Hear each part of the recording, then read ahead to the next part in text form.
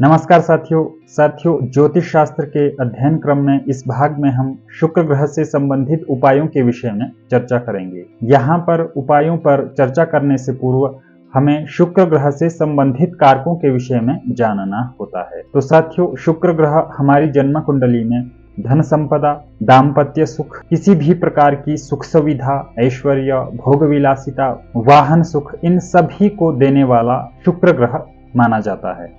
तो यहाँ पर जब भी शुक्र ग्रह हमारी जन्म कुंडली में शुभ अवस्था में पाया जाता है तो वहाँ पर दाम्पत्य सुख में वृद्धि होती है, धन संपदा में वृद्धि होती है, व्यापार में वृद्धि होती है।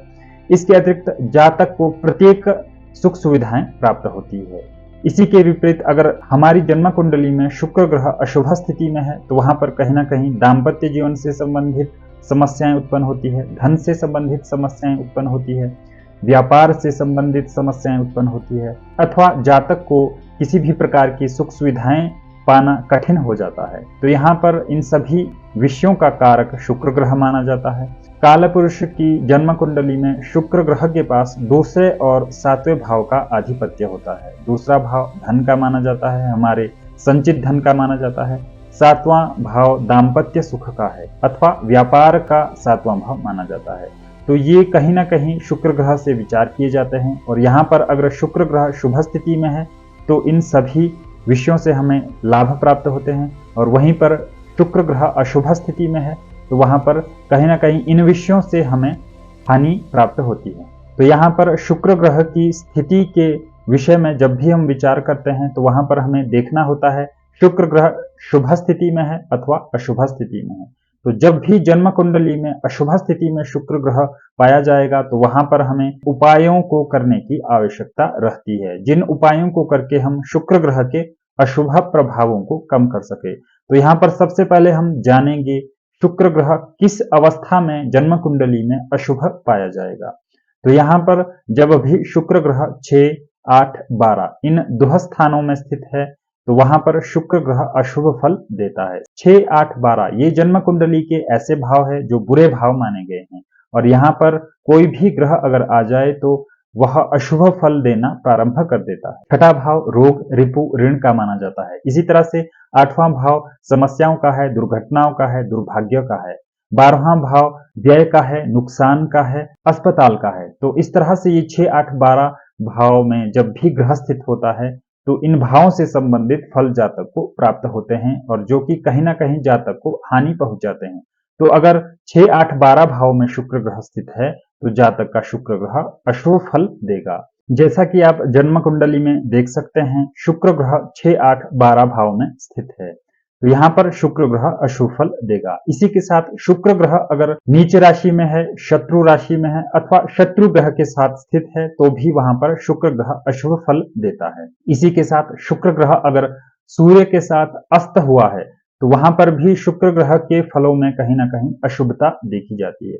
तो ये कुछ मापदंड है जो शुक्र ग्रह को हमारी जन्म कुंडली में अशुभ बताते हैं। तो इस तरह से हमने देखना है किसी भी व्यक्ति की जन्म कुंडली में किस अवस्था में शुक्र ग्रह अशुभ माना जाएगा। अगर शुक्र ग्रह 6, 8, 12 भाव में हो, नीच राशि में हो अथवा सूर्य के साथ अस्त हो अथवा 6, 8, 12 इन भावों का स्वामी ग्रह भी हो तो भी वहां पर शुक्र ग्रह अशुभ फल देगा। तो साथियों, यहाँ पर शुक्र ग्रह से उत्पन्न होने वाले अशुभ प्रभावों को कम करने के लिए कुछ उपायों के विषय में हम चर्चा करेंगे। शुक्र ग्रह अगर किसी जातक का जन्म कुंडली में अशुभ अवस्था में है, महादशा के अंतर्गत चल रहा है, तो यहाँ पर जातक अगर शुक्रवार के व्रत को धारण करता है, इसी के साथ यहाँ पर शुक्रवार को अगर जातक 5 कन्याओं को भोजन करवा करके सफेद वस्तुओं का दान करता है अथवा शुक्र ग्रह से संबंधित वस्तुओं का दान करता है तो वहां पर भी शुक्र ग्रह की पीड़ा का शमन किया जा सकता है। तो इस तरह से व्यक्ति को शुक्रवार का व्रत करना है, सामर्थ्य अनुसार व्रत करना है, और वहां पर कन्याओं को 5 कन्याओं को शुक्र ग्रह से संबंधित सफेद वस्तुओं का दान करना है। तो यहाँ पर यह उपाय शुक्र ग्रह की पीड़ा का शमन करेगा। सर्वश्रेष्ठ उपाय जो शुक्र ग्रह की महादशा के अंतर्गत किया जा सकता है अगर शुक्र ग्रह अपने अशुभ फल दे रहा हो तो साथियों, जातक श्री दुर्गा पूजा कर सकता है। जातक को श्री दुर्गा की आराधना करनी है, पूजा करनी है, विधिवत उनका मंत्र जाप करना है। इसके अतिरिक्त शुक्र ग्रह की पीड़ा को शमन करने के लिए जातक श्री दुर्गा सप्तशती का भी पाठ कर सकता है। जातक संकल्प ले, संकल्प पूर्वक विधिवत पूजा करके अगर जातक श्री दुर्गा सप्तशती का पाठ करता है तो वहां पर शुक्र ग्रह की पीड़ा का शमन किया जा सकता है। जातक को शुक्र ग्रह का बीज मंत्र जपना चाहिए। शुक्र ग्रह महादशा के अंतर्गत चल रहा है और अशुभ फल दे रहा है, तो यहाँ पर जातक शुक्र ग्रह के बीज मंत्र का जाप कर सकता है।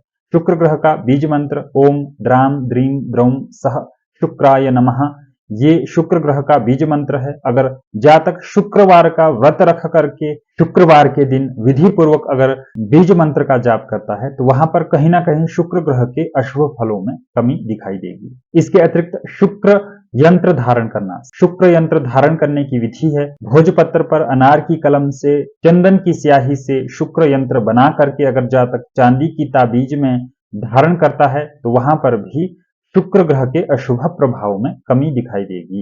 यहाँ पर जातक को यह यंत्र शुक्रवार के दिन विधि पूर्वक पूजा करके धारण करना चाहिए, तो वहां पर शुक्र ग्रह की पीड़ा का शमन किया जा सकता है। इसी तरह से शुक्र ग्रह का एक सर्वश्रेष्ठ उपाय है जातक गोदान करें। विधि पूर्वक संकल्प पूर्वक अगर जातक गोदान करता है तो वहां पर शुक्र ग्रह की पीड़ा का शमन किया जा सकता है। इसी तरह से जातक का अगर शुक्र ग्रह जन्म कुंडली में शुभ स्थिति में है लेकिन फल देने में असमर्थ है, तो वहां पर अगर जातक शुक्र ग्रह से संबंधित वस्तुओं को धारण करता है, शुक्र ग्रह से संबंधित वस्तुओं का प्रयोग करता है, तो वहां पर कहीं ना कहीं जातक का शुक्र ग्रह शुभ स्थिति में आ जाएगा और जातक को फल देना प्रारंभ कर देगा।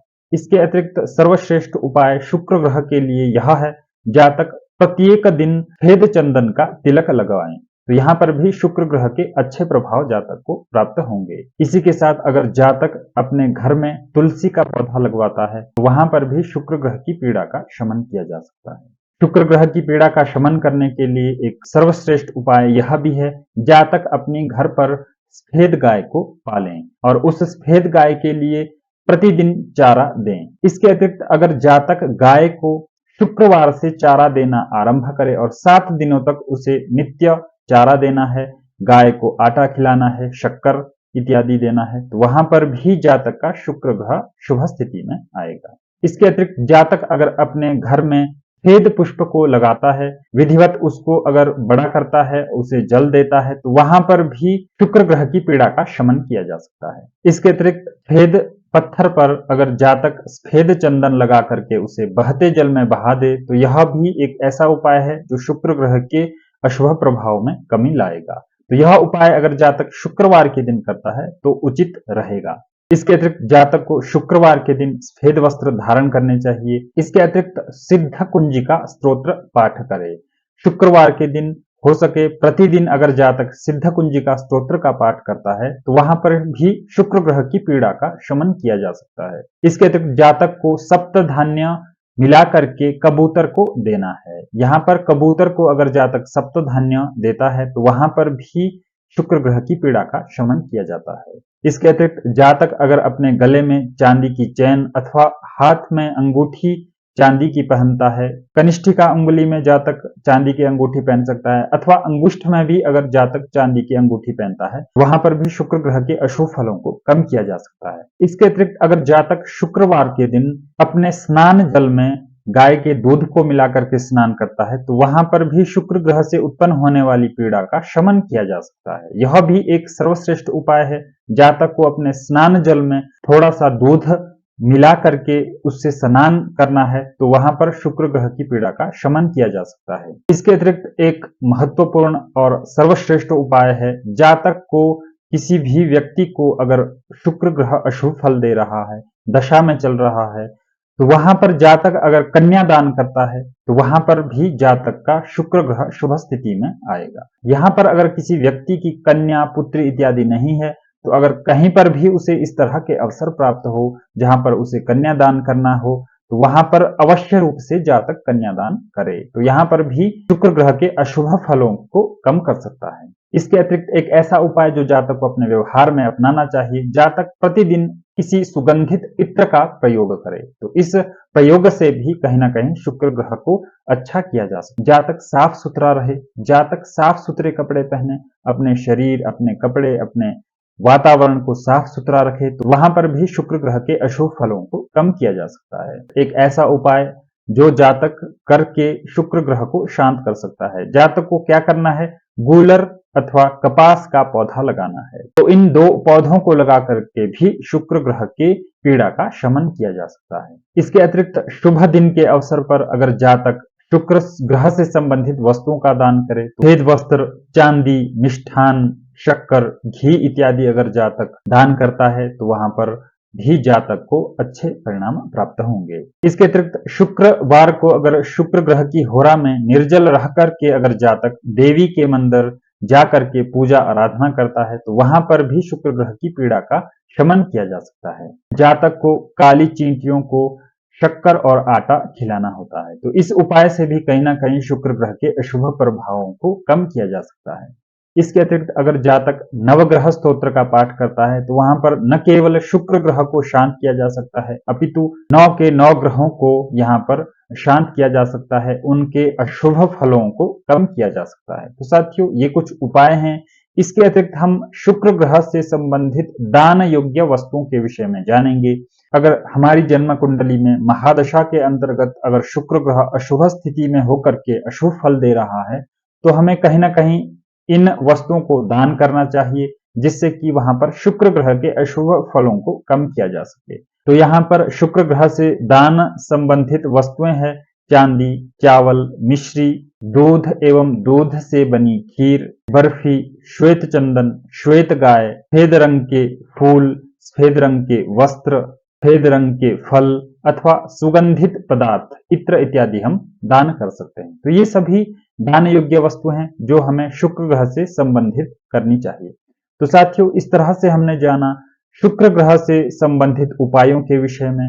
अगर हम नित्य रूप से अगर इन उपायों को अपने जीवन में धारण करते हैं तो कहीं ना कहीं अगर हमारी जन्म कुंडली में शुक्र ग्रह अशुभ स्थिति में है तो वहां पर शुक्र ग्रह के अशुभ फलों को कम किया जा सकता है। इसी के साथ अगले भाग में हम गुरु ग्रह से संबंधित उपायों के विषय में चर्चा करेंगे। मिलते हैं अगले भाग में। नमस्कार।